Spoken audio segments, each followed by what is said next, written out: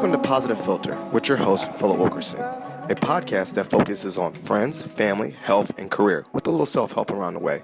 Please join me in this journey for self-improvement, and I hope that what I have to share will make you a better person, thus making the world a better place.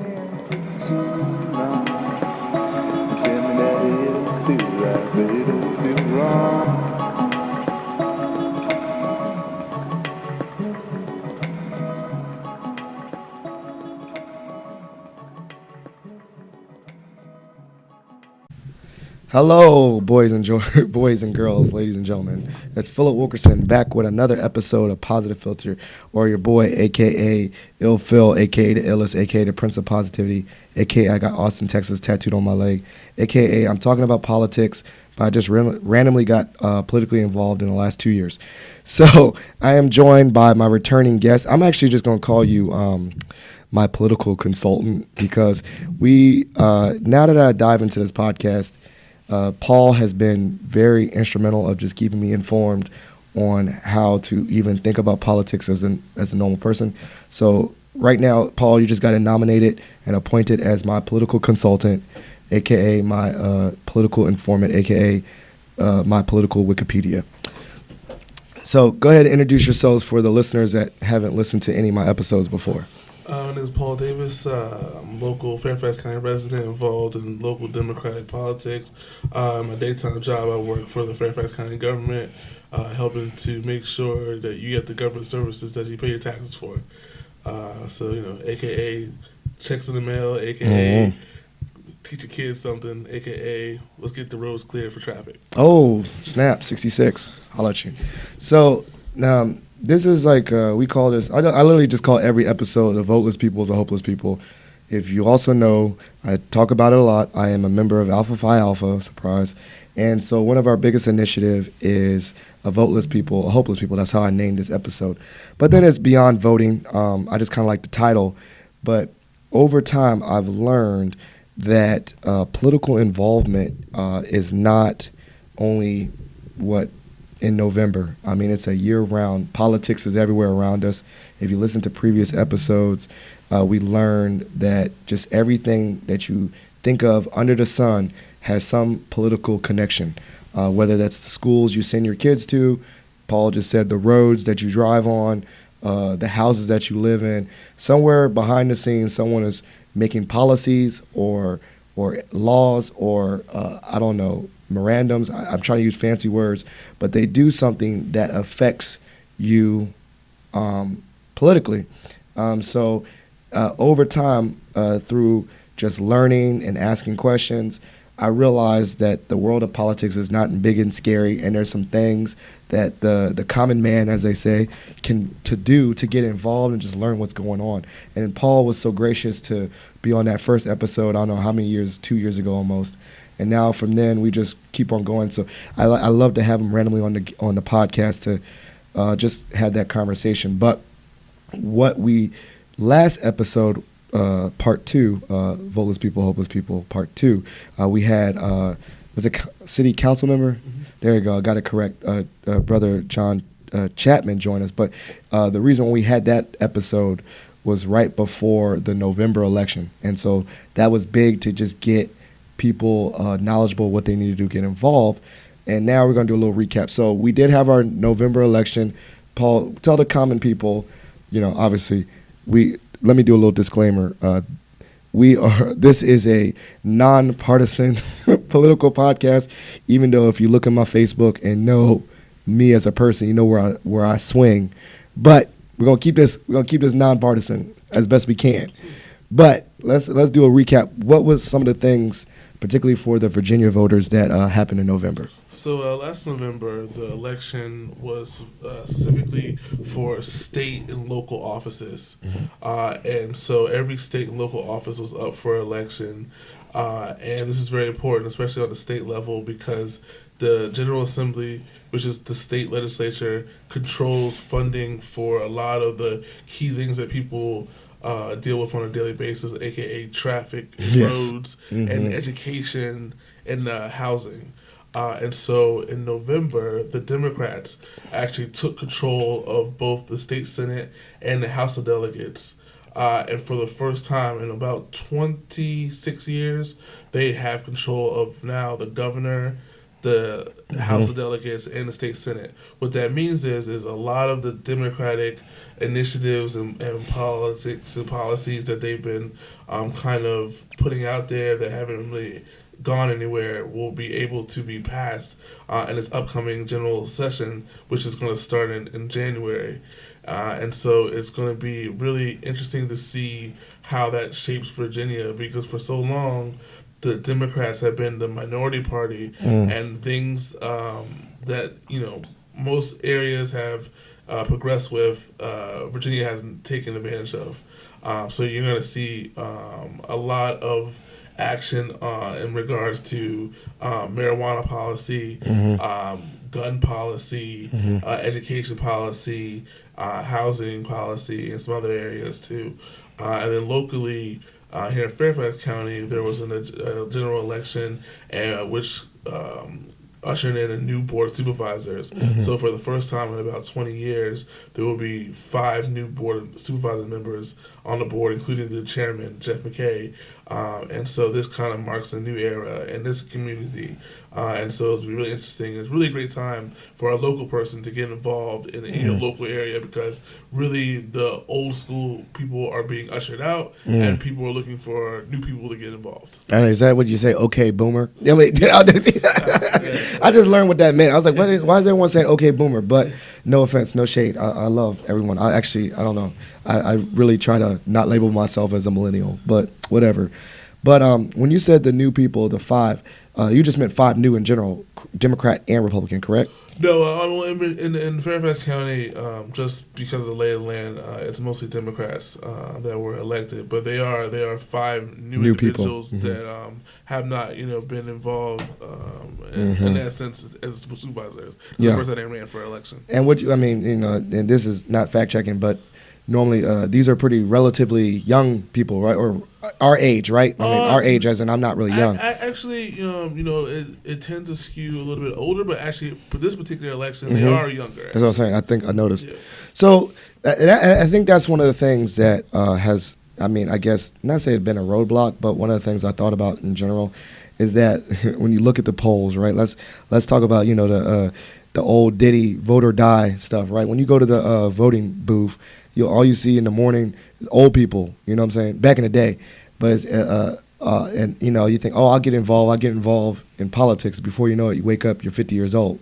But what has been so refreshing for me, especially on the college campus, and just being a faculty advisor for the alphas and the NAACP here, is I see young people getting involved. And I think that might be a generational shift. Do you notice that trend too as well? Like you see a lot of young people, or like 30s and 30s people? Well, absolutely. Over the last probably 5 years or so, the Generation Z millennial voting bloc has become the largest voting bloc in America, which basically means that there are more voters of that age than any other group, baby boomers, etc., in America. Now, do we always show up? No. We don't always show up. Keep it real. So we're talking about okay. So when you say politically involved but don't show up, what are you talking about? Like just tweeting on Facebook? What you mean? Tweeting. There's other ways of activism. There's protests. Yeah, you see that. Okay. There are writing your local elected officials, but in terms of voting, showing up to the actual polls and pulling that lever, sometimes we don't show up, and sometimes not to say that there aren't other mechanisms that block our way. Voting, election day is not a national holiday. Yeah, it's a normal work day. It's a normal work day. So, and if you look at where the areas are where the largest growth of those individuals in that block that are, there are a lot of Hispanics, a lot of people who are working jobs for their family, and they simply just don't have the time to participate in the full way that they want to. Obviously, knowing that the policies that are happening around them impact their families directly. Probably the most. Yeah. Honestly. So that's crazy. I think that, it's like random Tuesday, and then you got to hopefully get a sticker and go. I mean, I try to make it a incorporated part of my day. I think it's also depending on, I'm very blessed to have the way that it's viewed in my job. You come in a little bit late, but you tell them what you're doing, you get the sticker. It's like more understanding, or people leave early. But yeah, I could tell if you work in some job at for instance, Chick-fil-A, your shift manager is kind of a jerk about it. They're gonna let you go and come in 5 minutes late because you were trying to stand in line for a vote. So I definitely see like, there's some advantages to certain people to encourage them to vote other than other people. And absolutely, and tying into the voteless people, hopeless people title, some of the legislation that has been proposed by the new General Assembly would ease restrictions on voting and voting what we call early, and it would allow individuals. Right now, we have a early in-person absentee voting, which basically there's 19 reasons in which you were able to vote early.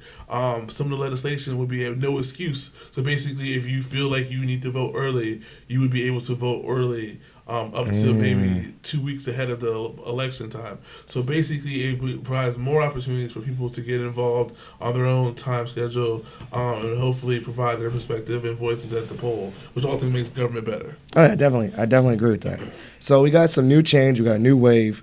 But as you said earlier, what I'm learning too, as almost like anything, the grind don't stop in politics. I mean, we're ushering in a new wave. You literally just said it just now. The new people we elected, we're already asking them to do business in January, right? But, I mean, we're going to do a little tangent. We had a very big day today, too. Today is Wednesday. Normally, I record the episodes and then have them set up, but we're going to release this on Friday, so it's kind of in the future. But we had a big day Wednesday. We had our president. He was impeached, which is only the third time in United States history. But obviously, I'm learning new things, that there is a separation between impeachment and getting out of office. Can you tell the listeners a little bit, just inform them what impeachment means and what was going on today? Because people may have jumped in on the news and have really no clue what was going on. So just a rudimentary kind of explanation of what happened. Essentially, the House of Representatives, the body, 435 members, did some research into the president, and they were able to ascertain some violations in his use of power. They presented these violations of use of power to the full body, and the full body voted to basically agree that, yes, the president did abuse his power. Now, the next step of that process is for the president to stand trial by the United States Senate. Now, saying all that without adding in the parts is, well, the Democrats control the House of Representatives, and the Republicans could have a slight edge in the Senate. And that slight, adding those words changes the whole dynamics of what's going on, and when we get down to the real truth and nitty gritty of the situation. But ultimately, like Phil mentioned, this is a historic moment that the House has felt that the president has crossed such a line that they needed to do this particular procedure. I think, in general, though, when I look at the big scheme and really dumb it down, though, it's just a slap in the wrist because we already know nothing's going to happen. It's basically just saying, hey, wag your finger a little bit. We saw that you abused power. You can't do it again. He's still going to be in office. I mean, I'm keeping it 100, what I believe is going to happen. And then it's going, everything going to move on. So I think it was more like just a nanny boo-boo kind of thing. But as we know, I think I don't think it really shapes the trajectory. And I think I want to do a little tangent about that to get an explanation. But I think this will segue into what is more important after this, right? He's still going to be in office, but we have a major political election in November. Well, we had one before. So let's two before. So yeah, what's the two before? So basically, the also historical importance of this is the first time that the known Republican nominee, the known presidential nominee, will be impeached before. So we've never seen. Oh yeah. What this does in terms of polling. I mean, Clinton was already done, right? Yes. He didn't care. It was already done. What about Andrew Jackson? What was he at? He was on his way out. I mean, he didn't care. Yeah. He was shooting people. Was it dueling? He was dueling people. Man, that dude didn't care. So he was fine. He didn't get kicked out of office. This is the first time we ever seen in between. In between, they're going to be out there out there campaigning with people. You have social media now. Yes, we did. Yes. So we've never seen what this is going to impact the races for. And what we also know is when an individual is impeached, their party feels attacked. Personally attacked. Yeah, they're going to be fighting extra hard because they feel like they are being personally attacked. So we don't know how this is going to drive the overall campaigns. Well, I mean, I think one is like you already got we got the memes ready. You know what I'm saying? We're a young culture, but we also, like I said, I think he's given a little bit of ammo to every single debate. I bet you could just say like this, like, what do you think about this? And the dude would be like, you got impeached. Say like like when someone bullies you and stuff. And like he's talking about not even going to the debates. What? Yeah, he says that the debate, which is a nonpartisan commission, puts together the debates, and he's saying that he can't trust them. So he's considering whether or not to not even go to the debates. The ones on TV? Correct, the ones on TV. So then how does he argue? He doesn't argue. He just goes. He goes to his rallies. He goes to his rallies, and he has an echo chamber. I'm only laughing because that don't make no sense. Because you're supposed to at least have an intellectual debate.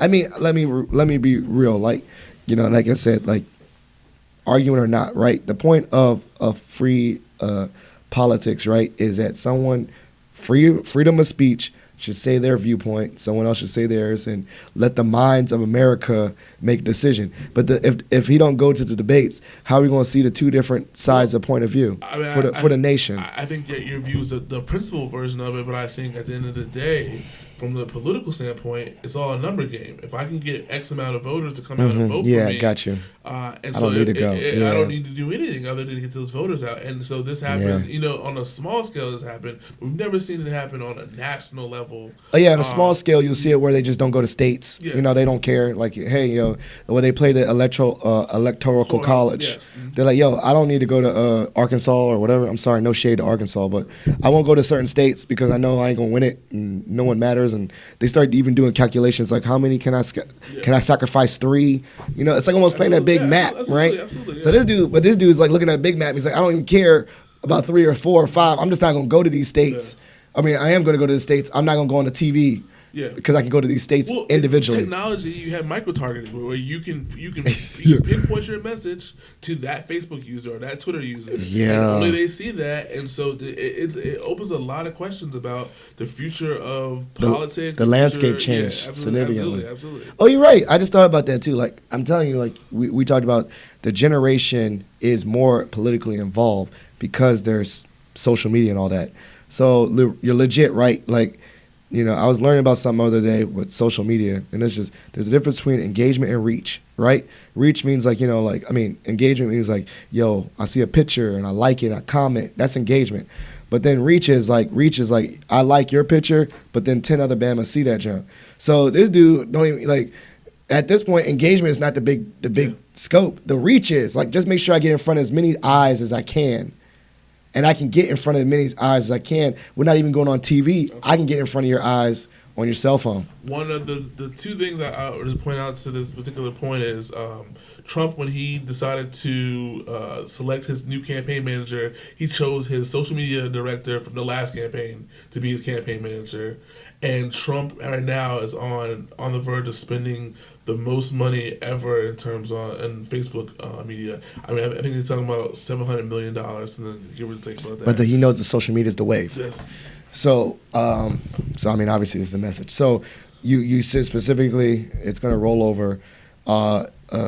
Just for point of clarity, there is no other Republican candidate, right? There are Republican candidates, but because the party is basically shutting down the nominations for other people. Okay, so they're done. Okay. Yeah, they're pretty much. There are other people who have announced. There like 1 or 2 other people, but basically the party itself has canceled some of these contests and saying we're not going to entertain anybody with Trump. Who was one person that said they'd like to throw their name in the hat, and then they got shut down? Nobody really. No one notable. Former elected officials, though. I mean, people who probably any other circumstances would get at least a look. How about Mitt Romney? He back? Mitt Romney's on the team. Mitt Romney talked, a big game once he was outside of the Senate, but once he got into the Senate, he kind of, Republicans are really good at following orders, essentially. Ride or die. And so they are really big about keeping internal party strife internal and not outside. I mean, that kind of makes sense. See, like I said, non-partisan, that makes sense, right? Like you don't let outside noise get into the house. So you got to keep the front up and not let the opposition see your dysfunction if you have any. So, what are the next big things that American voters need to be aware of? You said there's a couple elections coming up. So in Virginia, the next big election, so as soon as the November election ended, that basically marked the first day of the 2020 presidential election and it coming to Virginia. And so now, since there's no Republican nominee, or no Republican primary, it's only a Democratic primary, so those about 13 to 15 Democratic nominees are now coming to the state of Virginia for the March 3rd Super Tuesday. They call it Super Tuesday because there will be, I think there's about 10 plus other states that will be also holding a primary that particular Hold up, day. only how many states? About 10 plus. Why only 10 plus? Well, not all 50. Oh, okay, so the primary calendar is stagnated around the country, right? So your first one is the first in the nation, Iowa. And just segue. That is the most random state to get mad love for politics. I don't know, man. They shut down. I was like, who lives here? Des Moines. You go to Des Moines. Des Moines. Is it S silent? Yeah, Des Moines. Yeah. Des Moines, whatever. Yeah. That's a big state. Why? Well, it's not even. To me personally, it's not reflective of the United States at all. It's one of the white. Just one of the whitest states. Idaho's up there. My boy Hillard knows that, but but why is it such a big deal? It's just something that they've always had historically. Other states have tried to back it, so now we talk about it. It used to be just Iowa in the conversation, but now we look at it as the four. The four being Iowa number one, number two New Hampshire. Number 3, South Carolina. Number 4, Nevada. They're all white as hell. Nevada and Nevada South Carolina adds some flavor to it. You said South Carolina. Mm-hmm. Oh, I thought you said South Dakota. Yeah, South Carolina and Nevada. Oh, never mind. Take those back. They add some flavor to it. New Hampshire, not really. That's kind of New Hampshire is pretty much the same. New Hampshire has a long history of townships and town halls. That's kind of an individual, and they like to. Describe themselves as independent thinkers up there in New Hampshire. And then South Carolina is your first kind of tackle of the South and a large African-American component. And Nevada is a growing area. Obviously, Las Vegas. Money. Las Vegas actually is one of the fastest-growing suburbs, essentially. That's true. Yeah, They also have a large Hispanic component, so that kind of taps that in. So those 4 states represent the first 4, and then all the other states kind of go on from there up until we get to this point, March 3rd, was Super Tuesday, which basically is a good chunk of states. And the importance of all these states is every time an individual wins a state, they get a certain amount of delegates, and all the candidates are fighting for a certain number of delegates. It's about 3,000, a little bit under 3,000 delegates. And so each state, every time you win, you get a certain percentage of those delegates, and you're fighting for that number of 3,000. And actually, the political convention, is basically the certification of you reaching that number of delegates to win the nomination. Okay, I get you. Yeah. So that's basically Man, that's the ending part. Who thought all this math and numbers, bro? Just randomly throwing out numbers of 3,000. Well, it goes. Really I feel like the numbers are not kept up to date with current numbers. Like for instance, they're based on the census, though. Yeah. Okay. I mean, the electoral college numbers are the same though. Yeah. Like states equal this many numbers, right? But over time, states I guess demographic. For me, I felt like they've No, changed. definitely. The demographics changed. So a state, like, we'll give an example, Pennsylvania, Yeah. which was a large state, has a lot of delegates Mm-hmm. associated to it, or a lot of power associated to it. But if you know anything about the internal demographics, people were leaving Pennsylvania at a good There you rate. go. So it's not really reflective of a community like what they did before. Yep. But a lot of times the jostling of states, and when we're going back to the previous conversation about some states having more ports than other states, is key in terms of how these presidential nominees Strategically go to. And shape their message. And so that's why it's important to stay involved and engaged, especially when it comes to Virginia and hear what they're talking about, because Virginia actually is a reflective place. We have a lot of different populations Yes, here. yep. We have a lot of different environments here. We have a rural, we have a coastal. Yes. We have a Yes. city. We have all different things Yeah, here. So, yeah, for sure. When you hear them talk about Virginia stuff, it's actually they kind of bring the game a little bit, because they get a little bit of everything in this. Yeah, we got colleges, we got higher education institutions. I mean, all of them do, but we have big ones, big notable ones. We have, like you said, large urban areas, large cities, Virginia Beach, and Northern Virginia and all that. But then we also have rural counties. I think, yeah, you're right. The only thing I've always thought about is that, and this is maybe this is me going on another tangent, but one of the things I've always been frustrated is that within politics, right, we tell people, okay, stay in your lane and focus on your street, your district. Focus on Braddock Road. Let's really just focus on the microcosm, right? The micro environment, and then you do everything you can, and then it gets to a bigger level, and bigger national. And I feel like you could get jaded because you put all this work in the street, locally and maybe state government, but federal government does all this stuff and is beyond your. I mean, I would say beyond my control. Let's say we tell every college kid and young adult, come out to vote. I want you to vote, young person. And they do. They come out in droves, and they do what they're supposed to do in the state of Virginia. Mm-hmm. You feel me? And the kid, they did what they were supposed to do, and they did it, and they followed through, and they give them a gold star.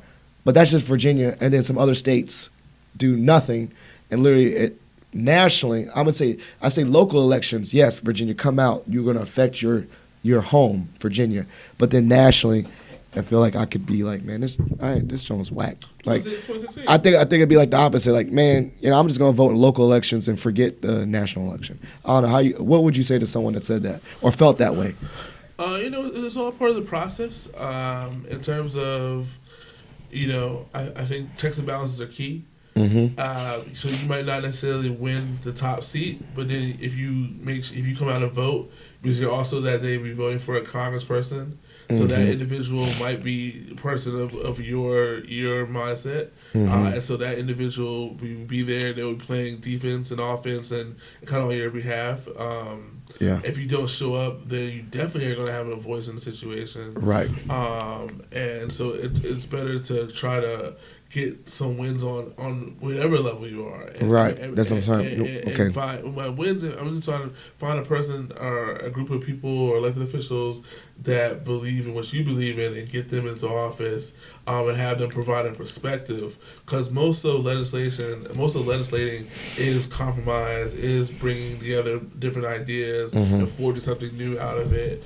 So regardless of whether or not your impact is felt on a national level, there you go. at a presidential campaign, it will be felt. You do have a congressperson who is your direct voice to that individual. So, I would give Jerry Connolly as an example. He represents us here in this area. Jerry Connolly, might disagree with the president 100%, 99% of the time. But he also is going to be that individual that's going to be sat in that room with him and be able to voice my Basically, we got someone in the room.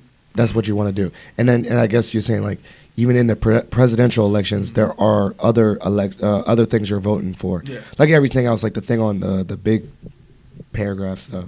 So there's other things in the general election or presidential election that's worth coming out for. Very much so. Even if you were the most jaded person that says, my voice doesn't match it on a national level, at least you can get some Congress people or like elected officials in the office. You don't want to let somebody slide by who might have more of an impact on your daily life than the president does, and you're kind of it's not your fault. It's the way the media set up. The media loves the horse race aspect of the presidential race. Mm-hmm. It's the sexier race. It's the kind of more of the personality driven. But the individuals in Congress, they control a lot of what happens to you, and so it's important to keep eye on them, to hold them accountable. And make sure that they're doing the right thing and speaking for you, because those are the individuals really that are really in control of what happens. They're really the representatives of the federal government in your community, and so we want to make sure that you know what's going on in their particular office. Now, with you said the Super Tuesdays and all the things that we're voting for, who are we voting for? Okay, whose names are going to be on these Super Tuesdays? So basically, today, actually, they chose the ballot order, but all of the candidates, the Democratic nominee candidates, had to have at least 5,000 signatures. 5,000 signatures. Okay. Out of the state of Virginia, by last week or so, give or take.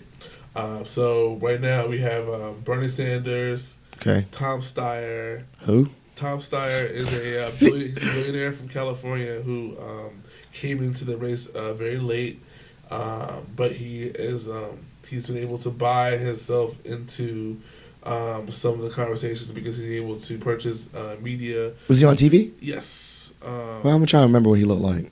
He was in the last debate. Okay. He was the one. He's really big on two things: climate change and impeachment of Trump. Okay, gotcha. I remember him. Okay, so we got Bernie, we got that dude. Mayor Pete Buttigieg from South Bend. Yep. Amy Klobuchar, the senator from Minnesota. Okay, I remember her. Tulsi Gabbard, the congresswoman from Hawaii. Yes. Joe Biden, Vice President Joe Biden. Yep. Senator Cory Booker. Okay. Andrew Yang. Yang Gang. Senator Elizabeth Warren. Okay, yeah, she's still in. Marianne Williamson. She's still in that job? She's the peace and love. She was, yes. Peace and love and happiness. Michael Bennett is still running. I don't know, which one is him? Michael Bennett is, he is a senator from Colorado. Okay, I remember him. He's more on the conservative side. Yeah, I remember him. Mayor Michael Bloomberg has decided. Okay, let me rephrase. I haven't seen him in anything, right? No. Where did he come from? So Michael Bloomberg is a billionaire, and this is, and we can get into it a little bit more if we want to, but this is kind of the question that Bernie Sanders and Elizabeth Warren have been bringing up about money and politics. Well, a lot of them have been bringing it up about money and politics. And if you're a billionaire, you quite honestly could buy yourself into a certain spot. Listen to the TV. So if I was rich and I'm like, yo, I'm bored. Let's super simplify it. But I'm rich. I'm bored. I didn't show up on no debates, but now I just kind of want to show up now. I could just pay for it. Well, I mean, like a lot of money. He does not like what the moderate Democrats are doing, aka Joe Biden, and so he feels like he can provide another perspective for the moderates to come home. He's not fighting. She's not trying to fight Bernie. He's not trying to fight Warren. He's trying to capture the moderate wing of the party. And trying to say that, hey, like, these other individuals are going too far left. I'm more closer to the center. I can have crossover vote appeal. I can, I randomly saw his commercials with AK. I mean, that's just showing what you just said. Like, I want to join the conversation. I pay for it. My commercials are now on TV. Absolutely. Which I literally remember watching. I was like, where does this dude come from? Yeah. But he got the money to go on the commercial. He has the money. He has the money to purchase ads, and that gets them into the way that the debate you pay for the qualifications ads, are. You have to be able to raise a certain amount of money, and you have to be able to qualify in a poll of 1% to 2% or something like that. Okay, what about the signature part? The signature part is easy. So Michael Bloomberg. So this is really inside baseball, but. Campaign workers don't get paid a lot of money. So you ever see a campaign worker thank them because they're really doing the ones that get their signatures out here. They're doing it at the care of their heart. They're volunteers most of the part. Michael Bloomberg is giving about $6,000 a month to campaign workers to work for his campaign. $6,000 a month, and it'll give you kind of a that's bread. A campaign work that's like pretty much six figures. It's almost 2 or 3 times what you get paid for a normal campaign. Hold up. So he's like, yo, work for me as a campaign person, and they're out there getting those signatures you told me? Correct. Where they at? In front of the grocery store? Everywhere. You have to get a certain amount of signatures from each congressional district I in the literally, state of Virginia. that's weird though, because I haven't seen that many places. I've seen a couple on college, on campus. Mm-hmm. I've seen they like, would you sign this? I'm like, sure. That's it. I literally haven't seen anywhere else. Where else? In front of the grocery store? They go to places where they know that. So in my world, a lot of community Democratic Party meetings, they're constantly there. They go into a lot of meetings where they have a large group of people that they know are favorable to their mindset. Did they go to public events? Yeah, they go to some. I'm about to look. Next time I go to like Celebrate Fairfax, I'm gonna look for someone. Yeah, they gonna be someone there? Yeah, I mean, at that point, the signature will be over. Oh, I mean, they probably be, Okay. there'll be somebody there for signature for the next election for somebody, but they're definitely. What's the rule? Is there a rule like you can't be like free speech on a college campus? You could talk wherever you want, like, but you can't be you can't be inside the building. You can be outside on the grass. Where can they do it? They can do it. They can do it outside of an event. Usually, it's courteous to ask the organizers of the event whether let them know that you're there, but it hasn't stopped people from not doing that at all and just getting signatures. And then kind of it's still something we're not discouraging people from getting on the ballot. It's just when you are able to kind of drop in a dime, decide you want to run for the biggest seat in the office in our country. Yeah, that's crazy. Has he done anything? Has he done local politics yet? Oh, Michael Bloomberg? I mean, I'm really. Well, Michael Bloomberg was the mayor of New York City for 3 terms. Okay, there you go. Thank you. Yeah. That dude. Yeah. So. Okay. I mean, see, like, first of all, I'm embarrassing myself in front of the whole podcast world. But point is, that's him. I know who he is. Yeah. Well, I mean, and if you know the history of it, he started off, I believe, as a Republican. Yeah, that's what I'm saying. That's why I'm really confused. He went to a Democrat, and then he went to Independent. And he changed the rules so you can run 3 times. I believe in New York you go run for 2 times, but he changed the rules so you can run 3 times. Oh yeah, I know. That's why his name's familiar. Yeah. I don't know. It felt like like one of those times where you really don't remember someone vaguely, and then you hear it, and it's like, yo, why do I know that name? He owns the news service. Bloomberg. That's what I'm saying. Yeah. Like I'm like, oh, like it's like more of a like, oh, that dude. Yeah. And then, like I said, like I almost think of it like think about like some kind of sleight of hand magic trick. Like my mind was so focused on all these other people that I literally just saw a commercial one day and I was like, yo, when did this dude join it? Like for real. And I wonder, and that's me, trying to be analytical, but think about the average American, they'd be like, what? Like, who is this dude? You know what I'm saying? Like you think about that, like we're talking about that reach again. The reach. He's got on the commercials. We watching normal television, Monday Night Football, and you see that, John. Absolutely. Which now, because it's Monday Night Football, he's paying big money to get there because we already know how much it costs to get Super Bowl commercials. Absolutely. It just, like I said, it just raises a lot of questions. Raises a lot of questions about celebrities getting involved in politics and how they use that. It talks about advertising and paid and how that works and how you can kind of leverage nowadays certain activities and get your name out there a lot easier than some people. It's not to say that discourages individuals from being involved in the political process. It's just recognizing that, hey, you might be able to kind of lean into people's minds a little bit differently than what we had before, right? And so just recognizing that. Well, I mean... But it's always been around. Like I bet even at the technology, man, someone out there was like, yo, I got enough bread. Let me just do some radio commercials back in the day before the TV.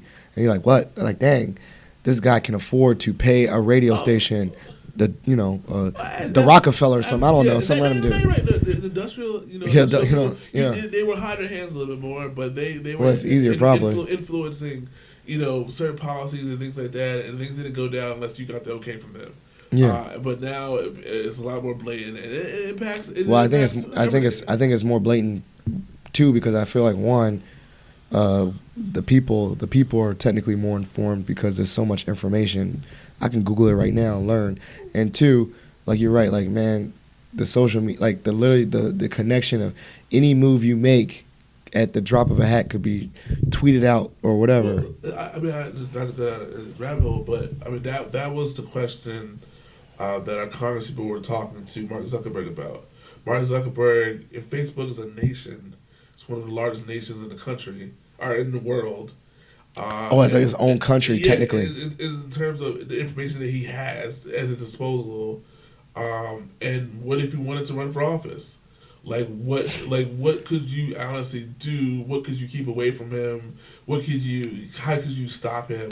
What rules would Yeah. you put that? Well, I mean, influence he him? probably has one of the biggest capital ever. It's not even money. Yeah. He has attention. Yeah. He has attention and clicks. What stops him from doing Facebook town hall where I'm just gonna answer questions for anybody I want to, and that's my company, and it's a private company. I can do that. I can answer questions if I wanted to. But Yeah, when do a does it- lot, when- and then when you- does that and- become yeah? And then the guy, the opponent, try to jump on that John. He just block him. exactly. So, Yeah, that's crazy. Like, dude, he'd be like, "Yo, your opponent just left the conversation." The dude's like, "No, I didn't." He like exit him out. Well, that's very interesting. So this is very mindful to think about. You said the people, Yang Gang. I just like his name. I don't know, but all the other people. But there is before these primaries, right? Mm-hmm. There's a thing tomorrow. Yeah, there's I think it's like a 6 debate tomorrow evening. But now Bloomberg's gonna be in it. Yes. Okay, got it. Yeah, he'll be on stage. Mhm. Tulsi Gabbard refuses not to be on stage. Refuses what? To not. Hold up, someone said she can't be on stage. Well, she's not. She might even get on. She might qualify, but she does not want to do it. She doesn't want to be on She stage. doesn't want to be on stage, even though she might get on stage. Like she might qualify for it. And part of that is the. Hold up, so she doesn't want to be on stage. She doesn't want to be on stage, but she might qualify for it. So Why won't you talk? Why won't you talk when you get a chance? Well, see, so this is the issue.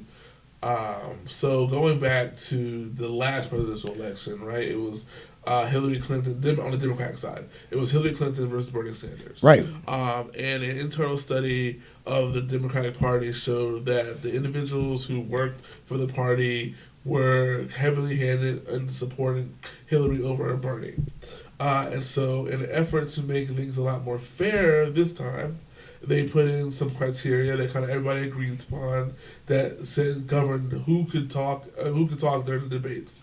And so based off of this criteria, which relates to popularity in polls, it has to be national polls, and the amount of money you fundraise, that's basically been the chopping block. So you're not seeing some of the other candidates before is because they're not meeting the criteria to be on the stage quite so essentially. It doesn't mean these people will just disappear.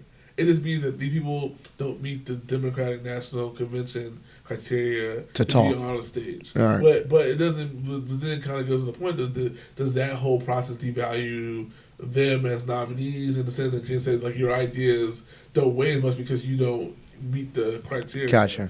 And so that's the question. So she's always kind of been Tulsi Gabbard in particular has been kind of on the edge of this type of thing. She has some interesting ideas, to be nice about it, and she said some interesting comments in the past. And so she is kind of being that individual that's kind of striking out and saying like I don't need the party to win and that kind of stuff. Oh, there you go, rebel at all costs. Yeah. I love it. So we're gonna watch. People are gonna watch that, and then we're gonna have a couple more. A couple more people. You're gonna start to see some of these candidates come to the state. Elizabeth Warren was here. George Mason. Yeah. I saw that in the spring. Yep. Joe Biden will come out. A lot of candidates will start to come to Virginia and start to talk to people. They are hiring organizers and individual communities to start to get people enthused and active about the candidates as they come through. All this before the primary. Try to build up, basically just like a hip hop CD, try to build a street team up so you can build a buzz before the debut. So it's awesome. So right after the primary, when is it? When do we have our number? When we have our person going against the? When we have the Democrat and the Republican really locked and loaded? What date? So the primary will be in Virginia. Will be March 3rd. The convention is in June.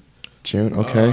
And it'll be in Milwaukee, Wisconsin. And that will be where there will be a nominee selected. Okay. The reason this might be interesting this time is because there's so many viable candidates.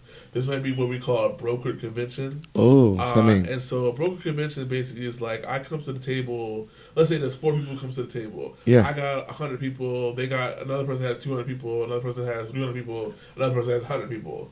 Right, and we're all trying to jostle to this key number. Yeah. And so it's going to take more than one round of balloting to get to that point. So that means that maybe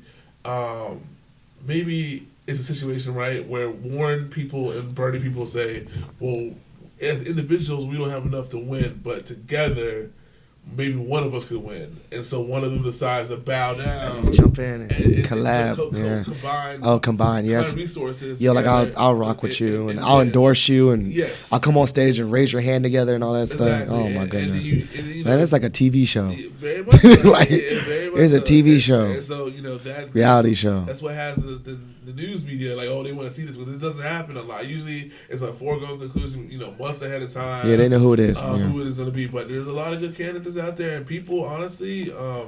They want some choices out there, and so after June or whatever you said, June. Yeah, June, yeah. They find out who it is. That's from June to November. I don't know why in my mind I felt like people were presidential candidates for longer, but it's just June to November. You start earlier. I mean, honestly, when 2019 hit, basically that was the start of the campaign for. I guess so, but really the head-to-head part. Yeah. The head-to-head part really is not till the summer. Yeah, the head-to-head part is not really till the summer. Which is, I feel like and let me just kind of, I would feel like if I was doing that, I'd be tired as hell already.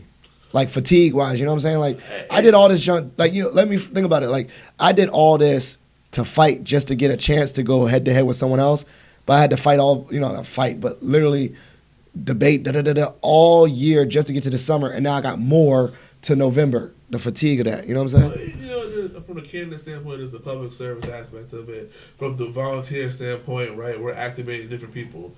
Earlier on, right now, we're activating your diehards. These are people who kind of live and breathe. This is me. This is me and my friends. We've been watching this for months and months and months, right? There's a segment of people in our community that doesn't even register this even happening. Yeah, that's what I'm saying. Yeah.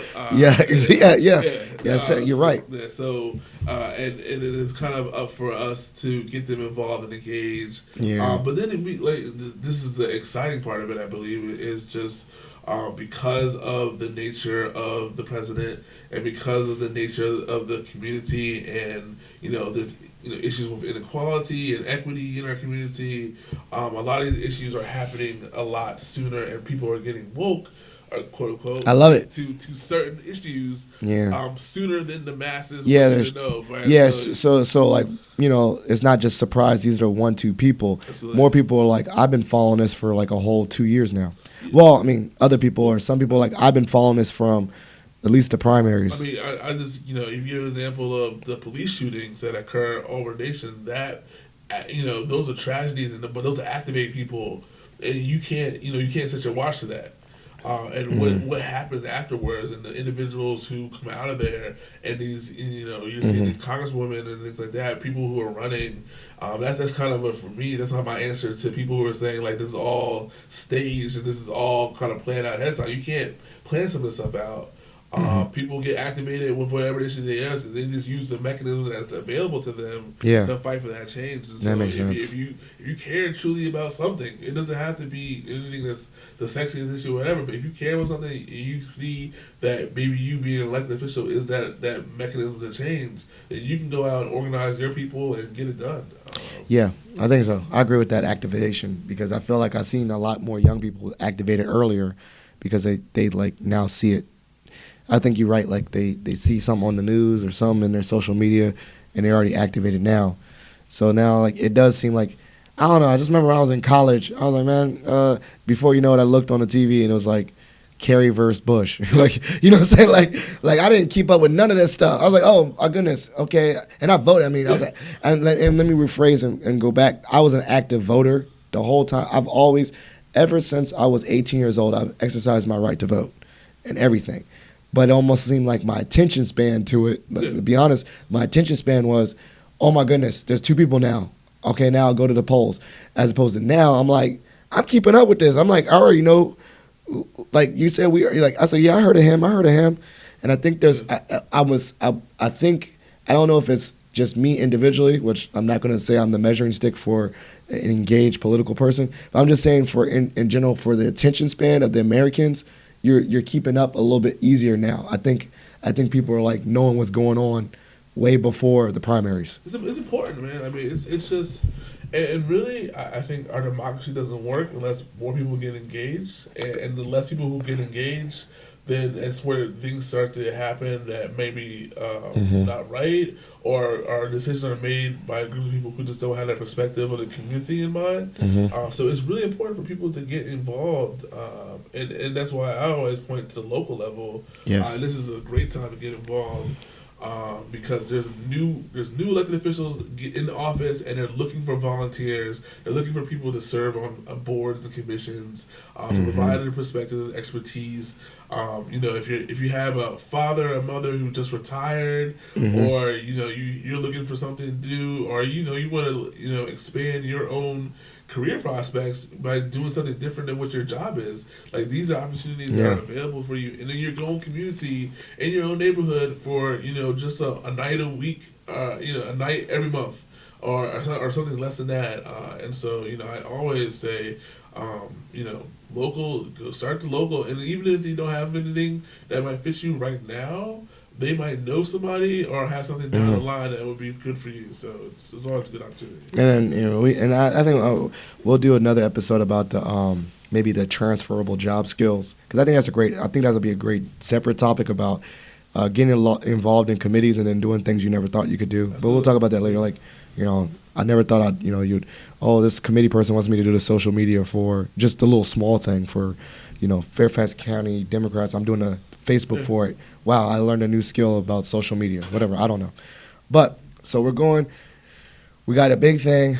We got all these people. We got debates. We got a new wave. This has been a great just wrap up. I think we also need to take really good attention of what's coming up in March. What date is that? Mark your calendars. March 3rd, 2020. Yeah, March. Is a Super Tuesday. Before that, January 8th is the start of the General Assembly down in Richmond. Yeah. They're going to be going down from January 8th to about early March. So this is a really key, important time for new legislation, like I said, about decriminalization of marijuana, about gun control. This is the first time that the Democrats have had control of all three parties in a long, all three offices in a long time. And so there's going to be a lot of moving and shaking going on. And so it's just really a great opportunity to, if you're interested in getting involved on a statewide level, to get involved, because like I just said, there's going to be a lot of things happening. Essentially, if you can put it this way, there's been one party in the stymied for over 20 years, and they've had a lot of promises that they made, and now it's up for them to show that they can actually do something. I love it. All right, and then obviously we got plenty of show notes, but what is one volunteer link where you can volunteer? Especially, you said a bunch of different ways to volunteer. Yeah, I mean, Volunteer Fairfax is always a good one. If you type in Volunteer Fairfax, it's a clearinghouse for Fairfax community opportunities. Even if you're a volunteer looking to help out, or your organization looking to get volunteers, you can use this great website platform to put that information out there, and it helps connect people in your community.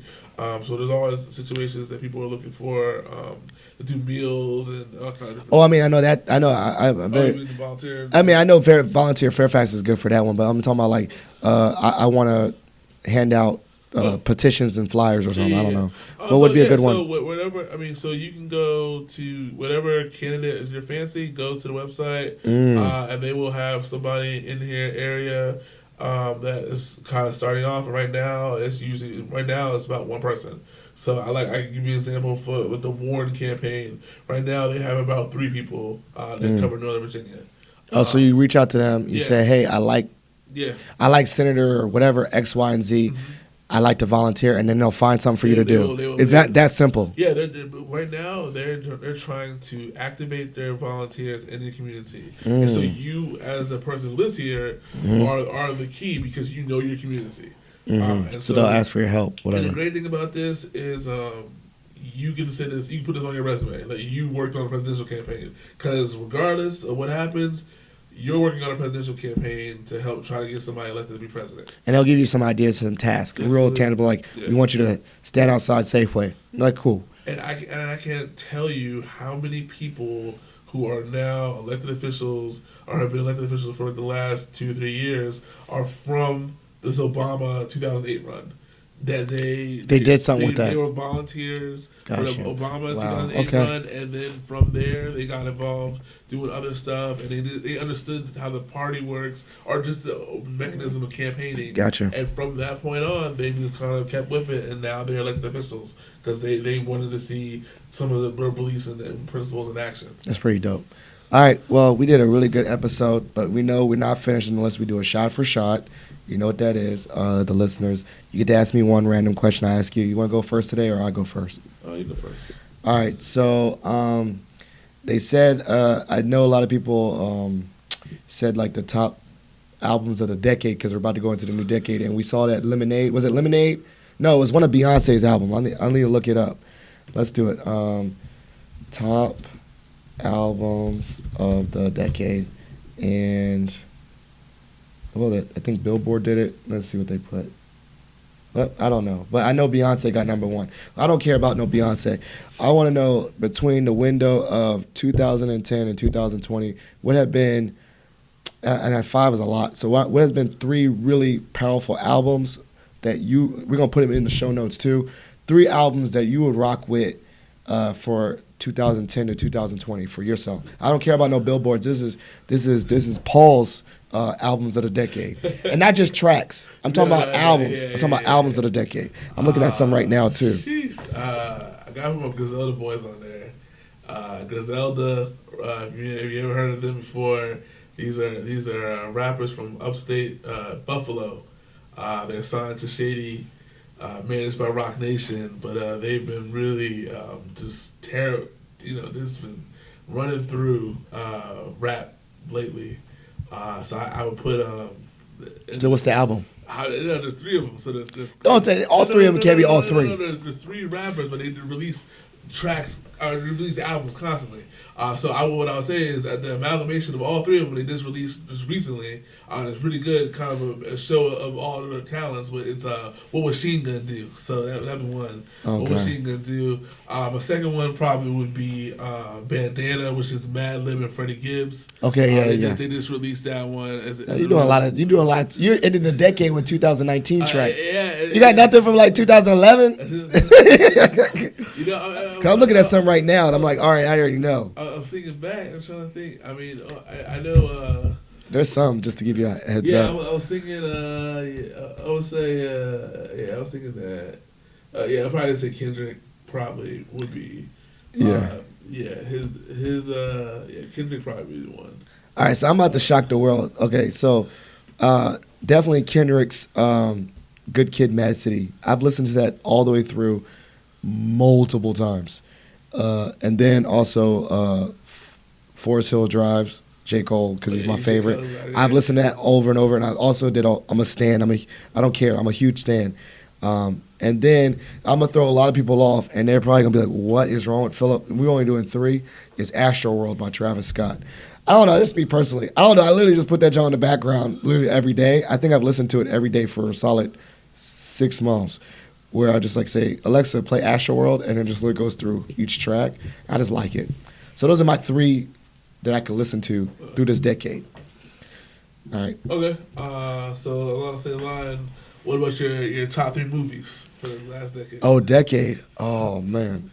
So, it's a cheater thing because you can literally just say every Marvel movie and go all the way down. But which ones? Okay, for sure it's gonna be. I don't know if it's between Endgame or just. I like Endgame. I'm gonna put Endgame in there. That joint's pretty dope. Endgame. Now we got a whole decade of movies. I gotta go back in the Rolodex. What's some top blockbusters? Black Panther. Okay, Black Panther's in there. Black Panther. Damn, I'm doing all these comic book movies. I need to do like a real serious movie. So I got Black Panther, Endgame. Let me think of a serious non-sci-fi movie. Oh goodness. I watched so many good movies. Name some Oscar movies so far. Best pictures. Inception. Inception was here? 2010, yeah. No, that joint was too much. Keep going. You're just doing just do best pictures between every year. Because there's some good ones. There was the one. 12 Years a Slave. Didn't watch it. King's Speech. I didn't watch that. Nope. Didn't watch that either. Get Out.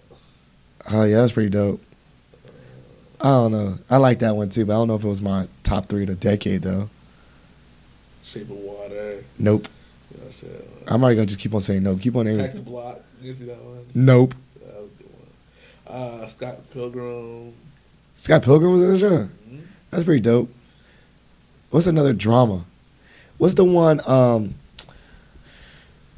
Gosh, it's coming to me. It's gonna come to me, and there's like literally a whole gap. So I'm just gonna fill it up with other time. So it was a drama. It was Wall Street. No, not Wolf of Wall Street. The one where Matthew McConaughey was the cowboy that got AIDS. Oh, that was pretty good. Dallas Buying Club. Yeah, I like that one. That was pretty good. That was fun. Yeah. That was a pretty good one. And like actually, like I don't really get into. That's my wife. I don't get into dramas, but that one was actually like very heartfelt. I was like, damn, dude, this dude, that sucks. That was a good one. I mean, he got a bunch of awards for that too. Yeah, he did. Yeah, but I'm really corny. Like I was gonna just name all sci-fi movies, man, and Marvel movies. I like Star Wars or whatever. Rogue One, that was pretty cool. Rogue One, yeah. Yeah. So okay, I got another question because it's random. So you got movies. We did this. Leading into 2000, the next decade, right? What is, you say Negro Dominus, you're going to predict something. What is one invention that you think is going to come true in the next 10 years? And and let me praise it, set this up as, remember when you read, like when you was Back to the Future, right? Yeah. I think the year they did the Back to the, we have no flying cars yet. Yeah. So what's something you're going to see in 10 years? Invention. Well, yeah, I mean, proliferation of autonomous vehicles, that's going to happen. Which one? Proliferation of autonomous, more vehicles that drive themselves, more cars. 100%, yep. Yeah, I see that. That's going to be real. I think, honestly, in the next 10 years, we're not going to have cell phones. Uh-oh. What do you think we're going to have in 10 years besides cell phones? I think it's something between an implant and a watch. Oh, God. Yeah, okay. I can see that. So something that's not like a, and it does everything, but like it's something that's very small and it's more projection based. Like you can see it, but you can't. It's not a big device. Okay, so that's yours. My crazy Negro Domus in the 10 years is that we're gonna have a legit moon base, or not a moon base, but like a space station that's a real space station where normal people can live there, not just astronauts. Like, yo, I'm going on a vacation, I'm going to the space station, and you go there like a resort. That's my 10 years. I would agree with that as long as I get that built by the private sector instead of the public sector. Yeah, it's gonna be built like Virgin Mobile. It's gonna be a resort. It's gonna be a resort. Well, right now, Trump's talking about building one. I don't. No, okay, no, I'm not talking about that. No, I'm talking about. Yo, I'm going to Hilton. I'm going to the Hilton Moon Base, where it's by Hilton Hotel, and you go there and you literally get wined and dined, and you got a big, hopefully 10-layer glass because you don't want it to break like Total Recall. Remember that, John? Yeah. Total Recall, and you can look at Earth and say, oh my gosh, but only the super rich people can go to the moon base for vacation. It's gonna be a vacation, and you'll fly there like a normal. It'll take you, in the spaceship. It'll take you, like a 10-hour space flight. You go there, you stay there, and you got food there, and you come back. And it's not a place you live all year round. Well, maybe the staff lives there all year round, but normal Americans don't. It's a vacation. 10 years, moon base, moon hotel. Because there's nowhere else to resort. Like, all right. So if anyone out there is in the hospitality and tourism, think about the moon base. All right. So it's a great episode. Shout outs and plugs. Let's wrap it up. Shout out to my home team, doing what they do.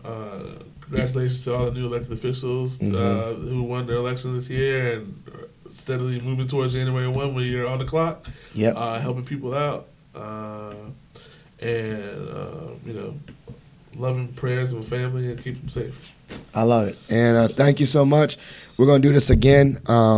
Keep it periodically politically involved. Make sure, no matter what, no matter where you lean, left or right, really invoke your right to vote, because as we said earlier in many different podcasts, that you're exercising your right to vote is honoring your ancestors and different groups of people that didn't have the advantage of group to vote. Whether that's if you're black, you didn't, your ancestors didn't have the right to vote. If you're a woman, fellow women did not have a right to vote. So by doing so, you're paying homage to the people that really, really wanted that right to vote. And now that you have it, we should exercise it. And also, just like I said, keeping yourself politically involved. Me and Paul definitely have where we lean in our values, but we also have our values steeped in learning and information and reading. And I don't care, if something is something you believe in, and that's your right, whether it doesn't rock with mine, and then we don't have to have a really deep conversation about it.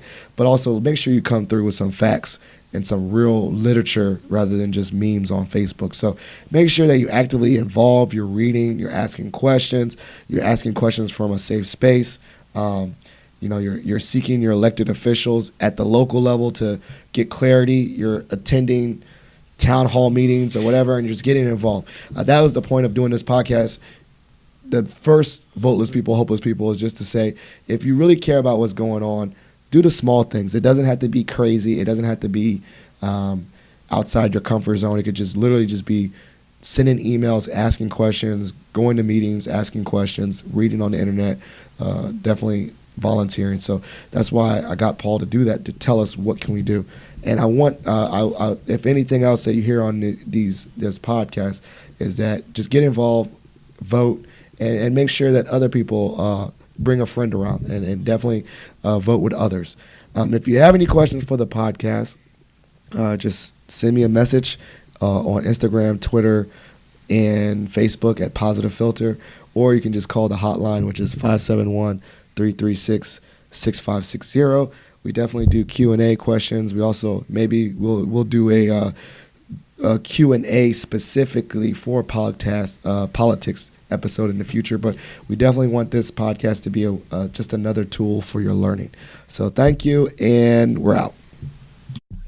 Thank you for listening to Positive Filter, a podcast that focuses on family, friends, career, with a little self-help along the way. If you enjoyed this podcast, please share it with your family and friends, and like the Facebook page, Spreading Positivity of Movement. Thanks for listening.